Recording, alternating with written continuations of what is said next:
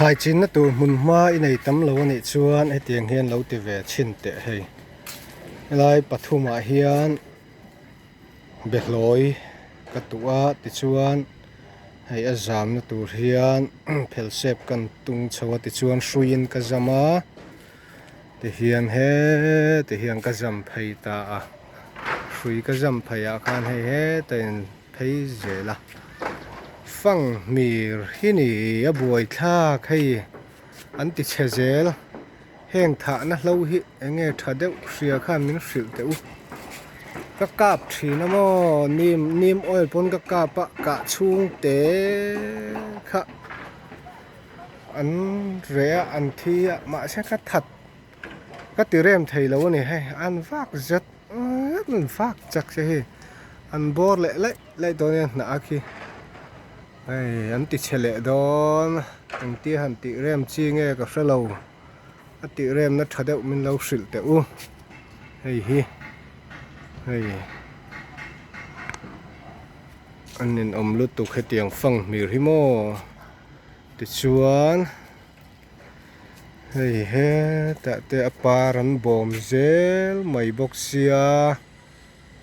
a sia khan hetiang hi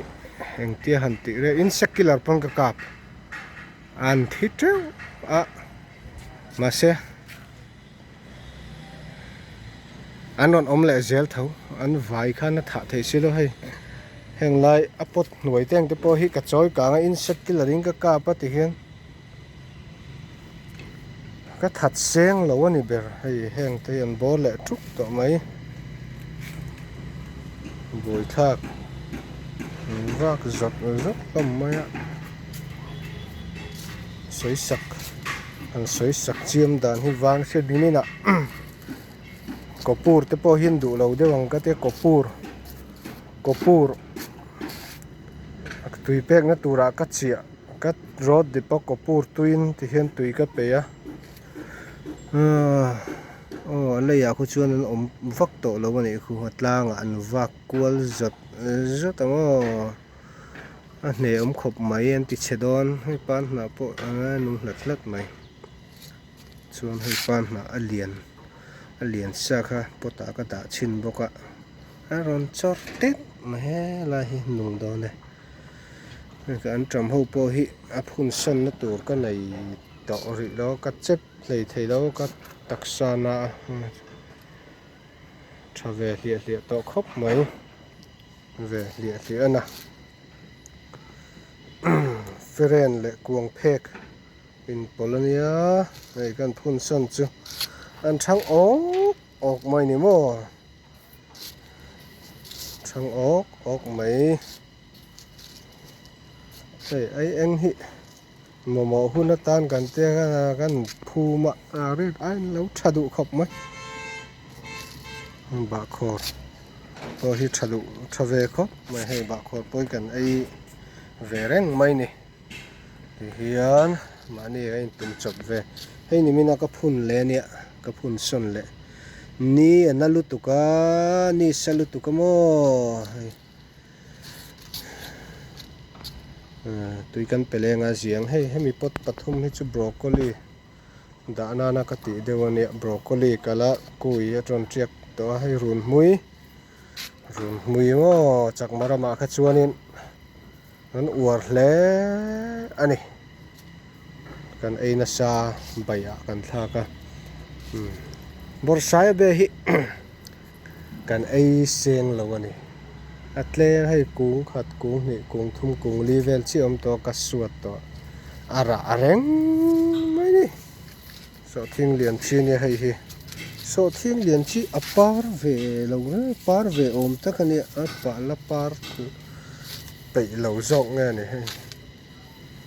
leng ser la dam ve sama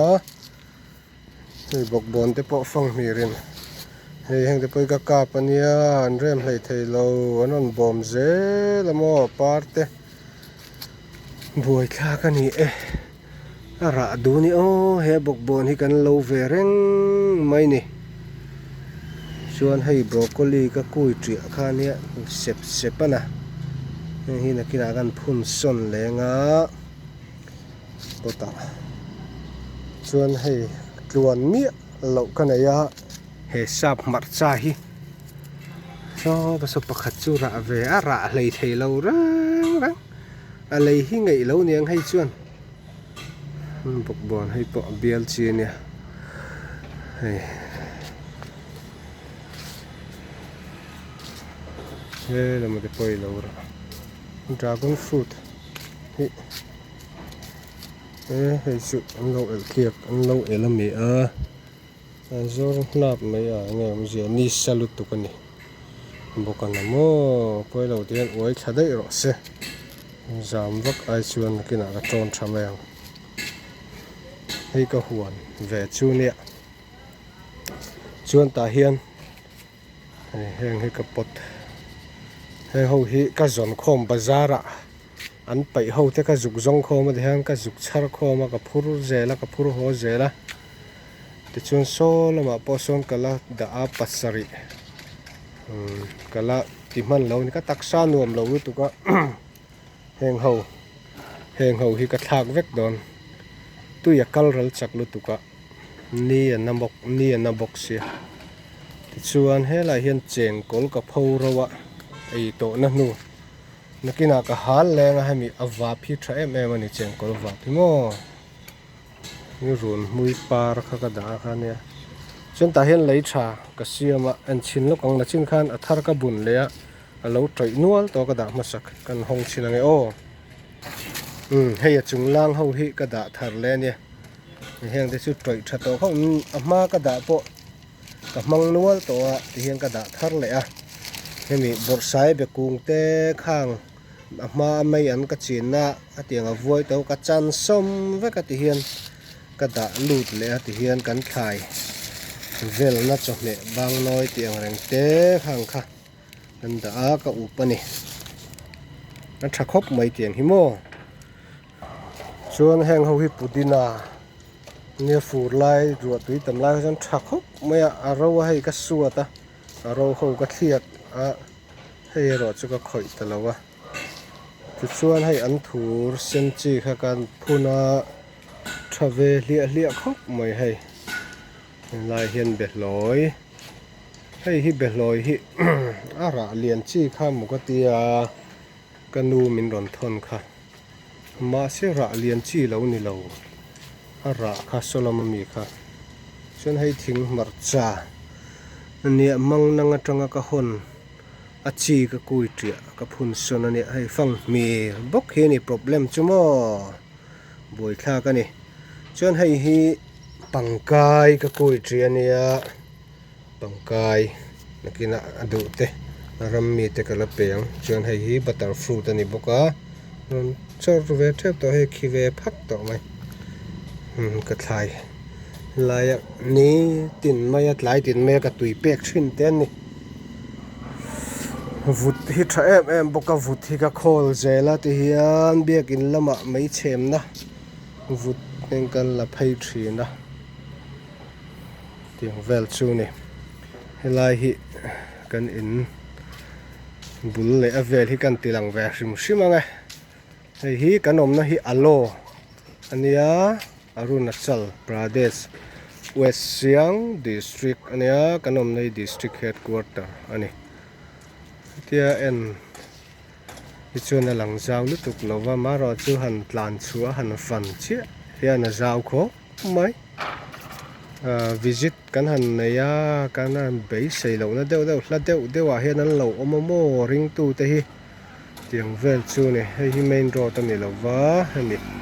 kan colony lam kalna pen theina nia kan colony hi sipu colony sunia kanom na lai hi silen ania chen so solai ma wan tun truk na in an sak mek so smart point nia an bazar me thunna nia chen vishal hen ron hong thar do na so ta dam doin lama azia khop mai vishal an ron hong tu hi kaini tan hlei hian a tra side income nei lo te tan hian mo lom mom don khop mai man tlom jokin thil kan lei le thei don ni sami kong pui so da pori zo lam kalna nia te chuan helama hian ale lam hi lang thei ngem o kan kal phei lo pangai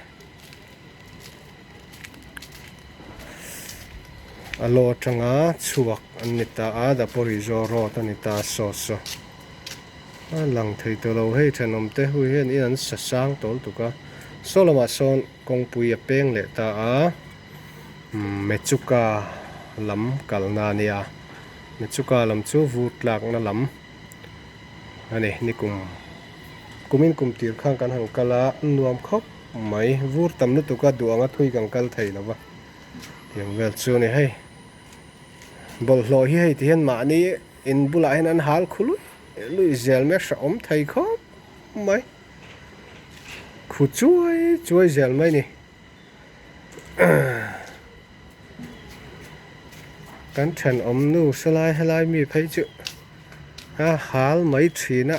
kan ina henon khuna sa fan nei zong in aron lu na lai kan lo chem le ta chu tiang vel chuan lo bei le thina ni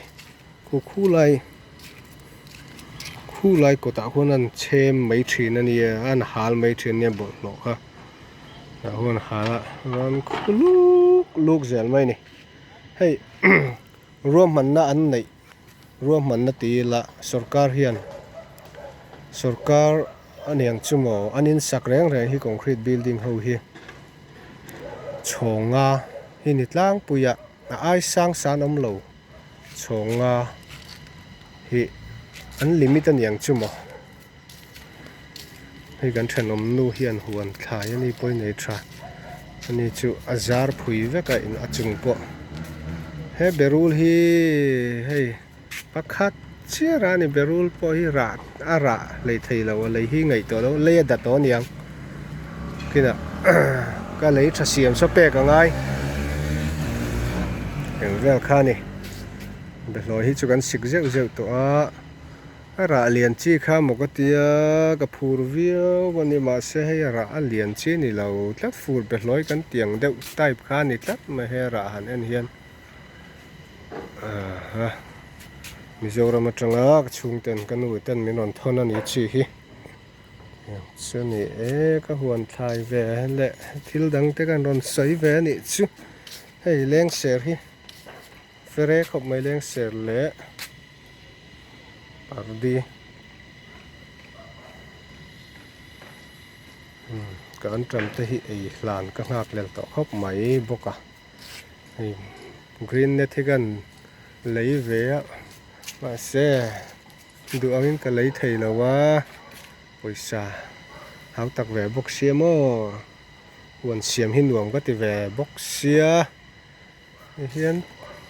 khác lâu chung chung gan thì về này hi lại hiên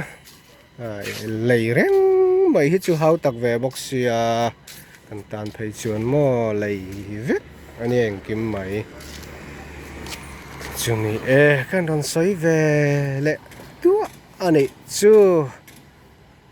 video te lo thir ve zel turin kan ron som chuwa